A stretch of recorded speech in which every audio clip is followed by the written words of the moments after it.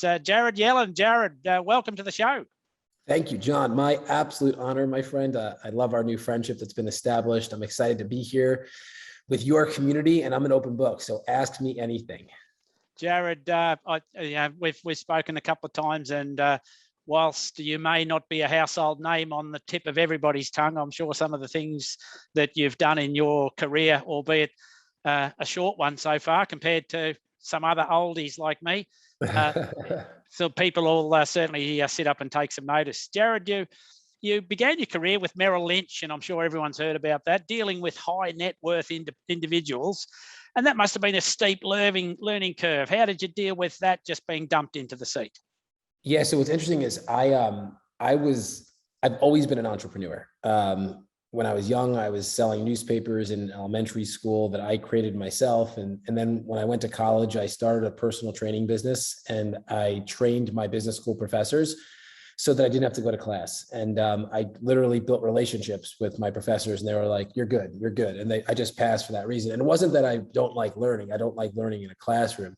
And right when I graduated, I started a reverse mortgage company with a fellow graduate. I didn't even know what a reverse mortgage was at the time. I just know how to sell. And he knew what it was. And then he educated me, and I'm like, oh, this is a great product. And we built and we scaled and we sold that company. The timing was just perfect. Like, baby boomers were coming of age. They were house rich and cash poor. So I had my first exit at a very young age. And I thought to myself, I should probably at least try this corporate thing. Let me just try it, because most likely it's not for me, but let me just see how it is for a short period of time. So I finagled my way into Merrill Lynch because I didn't know anything about finances whatsoever, but I knew about people and human connection. And I did really well. We raised a ton of money for the team that I was on with ultra high net worth people. And my role was to go out to all of the different high profile events in Manhattan, in New York City. And it was really cool. We were going to events in the fashion industry. I was meeting celebrities and athletes. And the way that I would get there, because I was only about 22 years old, was I would write letters to the event planning companies. And because these were like $25,000 to $50,000 tickets. And I had the money, but I didn't want to spend it on that. That wasn't worth it for me. And the only way you can go is if you paid, and my team wasn't going to pay for me. So I'm like, I need to find my way into this event. So I would reach out to the event planners, and I would find my way into the event. I would help set things up. I'd help bring things down, whatever it would take. I would just tell them that I was young and I'm building this business, supporting this certain type of person. And I would get invited to these very high profile events. And I'll never forget it, John. I was leaving the office one day, and my senior manager, who knew a lot about financing, so all I had to do was go out and get people, and he would invest their money, said to me, make sure you master your elevator pitch. And I'm like, I hate that concept. That concept of being in an elevator and you got 60 seconds to tell somebody what you do, with the hope and the desire that they say, tell me more, right? But the what I do wasn't very interesting. I mean, I was a financial advisor. There was millions of people that had the same what as me. And I'm like, I wouldn't want someone to tell me what they do in an elevator. And if they did, I would never say, tell me more. So I would just walk out of the elevator and be done with that person. So what could I say in an elevator that would lead to someone asking me, tell me more? And I realized that I cared deeply about why someone does what they do, but not what they actually do. So I started going to these events as a 22-year-old that literally knew nothing about finance. And I started sharing why I do what I do. And I started setting up meetings that were untouchables. It literally blew the mind of my team.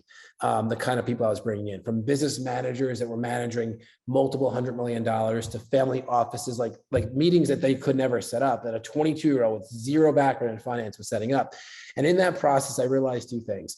One, people care about why you do what you do more than what you actually do. And two, I realized that corporate was not for me. It was too rigid, too many rules, too many hoops. And within 6 months of being there, I quit. The final thing that led to me leaving was somebody one day told me that if I comb my hair to the side, I would look older. And I'm like, listen, dude, that's just not the environment I can work in. So I did quit. And then I just been an entrepreneur ever since. So I tried for 6 months. I gave it my go. I did very well when I was there, but it wasn't for me long term. Yeah, I'd struggle with anybody telling me which way to comb my hair in any direction, but that's another story. So, Jared, you've rubbed shoulders with some pretty interesting people in a few walks of life over your career. So, Is there anybody, one or two, that stand out as memorable people, and why is that? Yeah, so relationship capital has been my competitive advantage. I've built and scaled many companies now, and I've never spent money in the traditional way. I'm really not a fan of Mark Zuckerberg. So with the companies that I launch, I don't want to spend money on Facebook because I don't want him to get it. So instead, I find ways of forming really meaningful relationships that lead to acceleration. But some of the more meaningful ones are not even the most well-known. Like, for example, I'm a non-technical tech founder. So what that means is there's not an engineering bone in my entire body. I know how to write marketing copy and I know how to sell, yet I have a ton of tech ideas. 10 years ago, I launched a company called Cinduit. And the vision for Cinduit was to build the simplest marketing software in the world that was pre-populated with content for every major industry. And that sounded so brilliant in my mind, but I didn't even know where to start. I had money, but I didn't want to just like throw money at a concept. So I'm like, let me just buy a little bit of time. So I started to sell myself as a copywriter because that was my skill. And I got two pretty high profile clients to give me a shot, John, and we did a performance deal. And I really performed. And within 14 months, because they told everybody about me, we had 400 clients just like them. And as we scaled, we were doing exceptionally well. I knew this was a means to an end because I really wanted to launch this tech product. And in 2012, I had clarity of the product. I knew exactly what it needed to do. I hired a software development firm. And I paid them out of pocket. I self-funded it. They said it would take 10 months and $750,000, and I'm taking 2 years and $2 million. So I became a statistic in the process, the non-technical tech founder that just doesn't know any better and gets taken advantage of. But there was two things that happened, and this is going to answer your question. One was I realized that one of my purposes in life was going to be to make the technology industry safe, because 2 years and $2 million and having to scrap the platform is just not safe. So I was committed to making it safe. And the second thing was a silver lining moment. And this is one of those defining people for me. And this isn't going to be like a celebrity or an influencer. It was a man named Mani. Mani was just one of the engineers on my team. I think I had about 35 at that time. He was just one of them that was contracted to work with me, but he was more than that, because before he worked with me, he lived in India. And when he was in India, he started his own software development firm out of a little tiny apartment. And it was actually his parents' apartment. And 3 years later, he had 100 employees. So outside of being a very good engineer, he's an exceptional leader and mentor to younger engineers. And he ended up selling that company in 2011 to move to the US with his wife to start a family in the US. And when he moved to the US, he was living on the end of my street where my original office was. That is one of those people, because if he wasn't living there, I wouldn't have met him. And if I didn't meet him, I wouldn't be where I am today, where we're about to build, scale, and sell 10,000 tech companies in 10 years, and we're well on our way. So Mani's one of those people. Another one of those people is actually the person that introduced us, who is Mike Searock. Mike Searock is a very successful mortgage professional, but beyond that, he has a super successful podcast. He's a best-selling author, and he's a co-founder of a tech company with me. He's also deeply, deeply connected. His relationship capital, I would put up there in the top 0.001%. And as a result of our dynamic, his belief in what I'm doing and the Moonshot, his involvement with it, he has opened up his world to me. And he's made some really meaningful introductions. People like you, people like Grant Cardone, many different billionaires are getting involved in what we're doing. So between Mani and Mike Searock, it has opened up a lot of opportunity for me and for all the people that we're touching. It's amazing how what seems like innocuous and innocent happenings at time to time, we call them sliding door moments after the film, and you don't realize at the time that it was that particular instance leads to so many different doors being opened and leading to timing. I talk about timing, and I know you talk about that as well. So just share why timing is important for a lot of entrepreneurs that are starting out. Yeah. So one of the things that I think, it's funny you asked that. I didn't know you were gonna ask that question. So I've been thinking a lot about the premise of timing. And I feel that it's a responsibility of an entrepreneur to make any time the right time, to bring their idea to life, because too many people get romantic about that. And they're like, oh, it's not really the right time. And it never is the right time. Like, it's never the right time for you to go after your big, your bold, and your audacious. There's always going to be something. Well, the kids are off in August, or I want to first wait until I close on my new home, or I just want to see what happens with the election. Like, it's never going to be the right time. So you have to own time, take responsibility to make it the right time. So for me, as an example, I launched a tech incubator literally 2 weeks after COVID shut down the world. Like, COVID shut down the world. Everybody was like introverting, closing up, petrified. And I'm like, this is an opportunity. This is an opportunity to build, scale, and sell 10,000 tech companies in 10 years. So as the world was locked down, I was opened up. And what happened was in 1 year, we have over 100 companies in our portfolio, 100 companies we've co-founded. So my call to action for all of you is stop thinking about the right time or the optimal time or the sequence of events that produce the outcome. Like, just make now the right time. Like, just let's force it, initially muscle it, get into motion. And if you get into motion, momentum builds on momentum. So that's just what I do. Like, I believe that everything in life prepares you for every moment being the right time. Just most people are waiting for that sign, waiting for that next step, waiting for the relationship versus just executing on it. So here's my secret. Here's my secret for all of you. You need to do 3 things. One is you need to declare your moonshot. What is your moonshot? So for me, it's build, scale, sell 10,000 tech companies in 10 years. I declare it. That is the moonshot. And I don't negotiate against it. I don't feel silly about it either. And I'm not waiting for any magical moment. I'm just doing it. The second thing is you have to take what I call maniac action. So what maniac action produces is anyone that's on the receiving end of the action, they think you're crazy and you're onto something. So as a result, you got their attention. The third step is you talk about it a ton. So you become omnipresent, like you're just everywhere talking about it. So for me, what does that look like? Moonshot, build, scale, sell 10,000 tech companies in 10 years. Maniac action, I can list 100 things, but one of them is we launched a daily show called 10X Tech Tank, where every day, Monday through Friday, at 8 p.m. Eastern Standard Time, 5 p.m. Pacific Standard Time, we have our own version of Shark Tank for early stage tech ideas. In a studio, people pitch us. Every episode, there's 4 entrepreneurs, and on the spot, we're saying yes or no to move forward with them. And the third is I talk about this everywhere. I was on NASDAQ the other day. I'm on podcasts every day. I'm in the press every day. I'm on Instagram. I'm on Facebook. I'm on LinkedIn. I don't stop talking about it.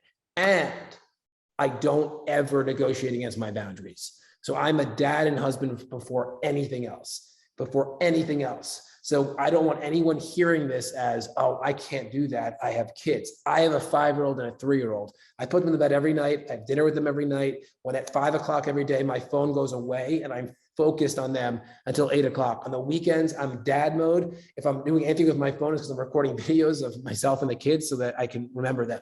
Don't compromise the things that create the most energy for you. My kids create energy for me so I can do those 3 things optimally at all times.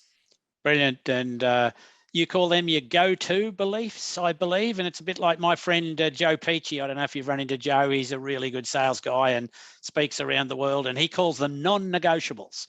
Yeah, I call them that too, actually. I don't know him, but that's what they are. They are my non-negotiables. I feel that most people don't have what they want because they negotiate against what they actually want. Yeah. So if they want to be healthy, they negotiate against their alarm clock. If they want to have a great relationship with their significant other, they negotiate against their date night. If they want to have a more meaningful relationship with their kids, they negotiate against the things that they're putting in front of their kids. Like, just don't negotiate against yourself. Clearly define what you want in your life and just go for all of it.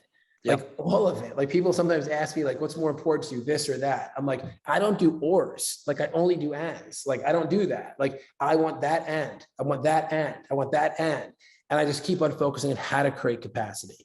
So one of the ways that I do that, and this might not be where you're at when you're watching this, is I just bring in really talented people. Like, I'm focused on attracting really great people. Listen, I'm building, scaling, and selling 10,000 tech companies in 10 years. I know that that's bigger than me. Like, I know that. There's no ego here. I don't want to be known as the guy that did it. I want to be known as the person that catalyzed the movement to produce it. And I need to bring in great people to support it. And I have an incredible team. I have people like Mike Searock, that I mentioned before, is one of our co-founders. Monty's our CTO and co-founder. I have Seth Winters, who's our chief product officer, that has 25 years of experience in product. I have Dan Russell, our chief strategy officer with 15 years in growth hacking. I have Eric Nowoslawski, our VP of growth, who's a magician in setting up high quality sales meetings. I have Katie Vold, our director of operations, who is like fascinating with her ability to organize and optimize all of this. I have Tiffany Shoemaker, who's my creative catalyst and our director of marketing, who is like organizing me, which is like a huge task, like to get all of our messaging out there. And I have hundreds of people on the team. You might say, I'm just getting started. How do I get there? I just got started a year ago. Like a year ago, it was me, Monty, and Katie. That was it. And we had a moonshot: build, scale, sell 10,000 tech companies in 10 years. If you declare it, you take maniac action and you talk about it a lot, you start attracting what you need into your world. I've attracted what I needed, not by just thinking about it, but by taking action to actually go out and get it. Brilliant. Brilliant. And what a great strategy. And you know, I talk about outsourcing things that you don't like and you're not good at, because people that do like it and are good at it will do it 10 times better. And you can get on with doing the things that you do like and are good at. It becomes a roundabout. Cinduit, that was your first sort of foray into your own business, and that came splashed out as an 8-figure result exit, and it wasn't by accident, I'm guessing. So just share that quick little journey. I didn't sell it yet, but it's grown to that. And the only reason I haven't sold it, because I know I could, but I haven't, is my team loves it. I have about 30-ish, 40-ish people on that team now. And I spend 0 minutes on it. So if I spent any time on it, then I would have sold it, but I'm spending no time on it. I have an amazing team. Most of them have been with me for close to 10 years now, and they just love it. And upon an exit, they would do very well, but then they'd have to find another job. And I don't want them to, because they love this. So I'm holding on to it for them. I'm sure at some point we will sell it. It's a great business. It's continuing to grow. I still think we're just scratching the surface, and we have over 40,000 active paying users, $0 on advertising, 100% focused on strategic alliance, relationship capital. It goes back to what I said before. I don't like Mark Zuckerberg. I stand against what Facebook's doing in this world. I don't want to fuel the devil. Instead, I want to find people like you that I just like love and cherish, and like find ways to help you get what you want faster. And in the process, it helps me get what I want faster as well. So I'm really big with focusing on relationship capital, strategic alliance. It is the bluest of blue ocean. There is no competition in the space of relationships. There's a ton of competition in the space of running Facebook ads. And that's why it's getting more expensive and more difficult for you to get the conversions you want, because so many people are doing it. So that's why when it comes to marketing, I believe in going against what everyone else is going to do. So if you go to a networking event and someone's like, how do you grow your business? And you're like, oh, I run Facebook ads. Like, oh, me too. And they're like, oh, well, I optimize my website. Oh, me too. Like, oh, like I put an ad in my local paper. Oh, me too. If they're saying that, you're definitely not going to create something unique. But if you're like, oh, I build high leverage relationships with relevant people in every single industry, and I create win-win outcomes, so I support them in getting what they want, and in the process, they help me get what I want. Whoa, how do you do that? Well, that's unique. And there's completely blue ocean for that. Yep. I call that the taxi driver advice. As soon as the taxi driver starts telling you what to do, it's time to do 180. That's awesome. I never heard that. That's awesome. So Jared, you had a brief foray into Unblinded, and that was only a few months before you exited there. What you started it, but why did you exit so early? So I love sales. Like I love it. Like sales is transformation. I never necessarily loved teaching people how to sell. I love just doing it. Although I've taught a lot of people how to sell because I have sales teams and things like that. I was introduced to a gentleman that had a sales formula that was completely obscure, which means no one knew about it except for him. He's a very successful lawyer, and he's built a huge practice because he figured out how to deploy influence. And he created this formula, which was kind of like aggregating a lot of other people's work. And he called it integrity-based human influence.